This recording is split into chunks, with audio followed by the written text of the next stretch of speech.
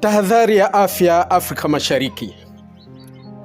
Visa vya Ebola vimeripotiwa nchini DRC Congo na baadhi ya visa kuhusishwa pia nchini Uganda. Ebola ni ugonjwa hatari unaosababishwa na virusi na unaweza kuenea kupitia damu au majimaji ya mwili wa mtu aliyeambukizwa.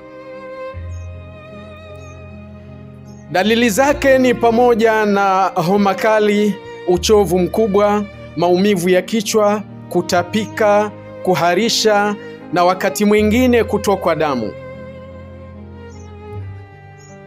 Mlipuko mkubwa zaidi umeripotiwa katika jimbo la Ituri nchini DRC Congo, huku Uganda ikiongeza uchunguzi wa afya mipakani baada ya visa kadhaa kuripotiwa.